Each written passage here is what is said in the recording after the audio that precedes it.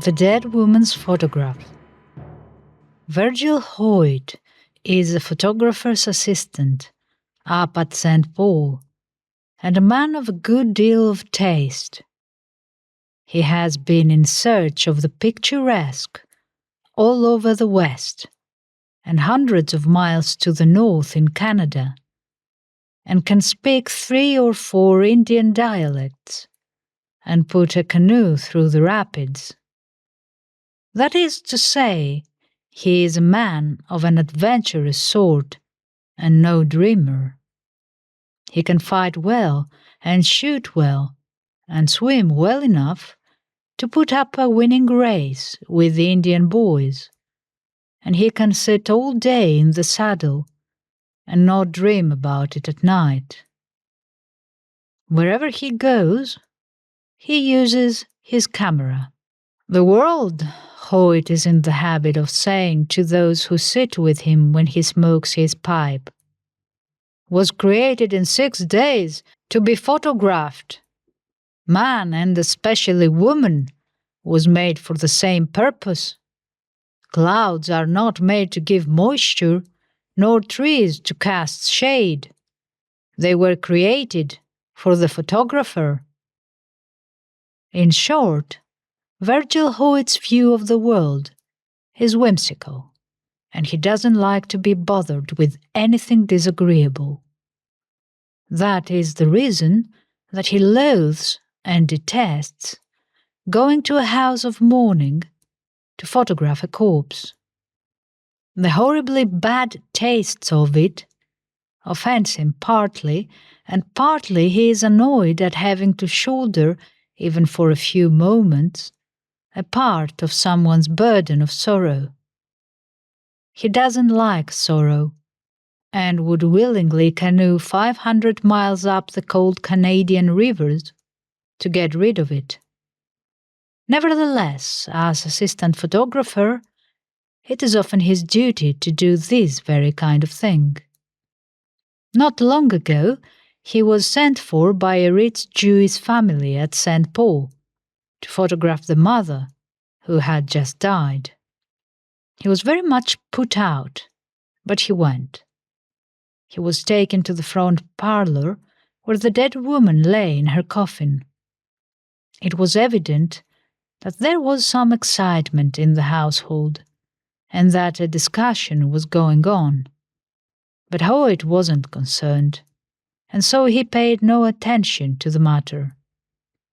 The daughter wanted the coffin turned on end in order that the corpse might face the camera properly, but Hoyt said he could overcome the recumbent attitude and make it appear that the face was taken in the position it would naturally hold in life, and so they went out and left him alone with the dead. The face was a strong and positive one, such as may often be seen among Jewish matrons.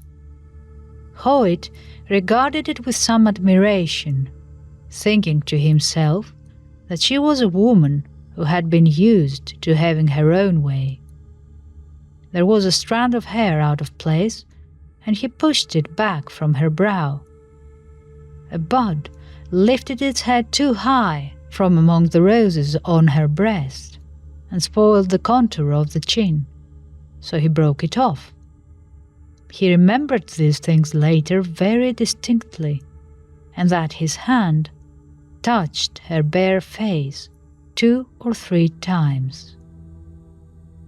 Then he took the photographs and left the house. He was very busy at the time, and several days elapsed before he was able to develop the plates. He took them from the bath in which they had lain with a number of others and went to work upon them. There were 3 plates, he having taken that number merely as a precaution against any accident. They came up well, but as they developed, he became aware of the existence of something in the photograph which had not been apparent to his eye. The mysterious always came under the head of the disagreeable with him, and was therefore to be banished, so he made only a few prints and put the things away out of sight. He hoped that something would intervene to save him from attempting an explanation. But it is a part of the general perplexity of life that things do not intervene as they ought and when they ought. So one day his employer asked him what had become of those photographs. He tried to evade him, but it was futile, and he got out the finished photographs and showed them to him. The older man sat staring at them a long time. "Hoyt," said he at length, "you're a young man, and I suppose you have never seen anything like this before. But I have. Not exactly the same thing, but similar phenomena have come my way a number of times since I went into the business. And I want to tell you, there are things in heaven and earth not dreamed of." "Oh, I know all that tommy rot," cried Hoyt angrily. "But when anything happens, I want to know the reason why and how it is done." "All right," said his employer. "Then you might explain why and how the sun rises." But he humored the younger man sufficiently to examine with him the bath in which the plates were submerged, and the plates themselves. All was as it should be, but the mystery was there, and could not be done away with.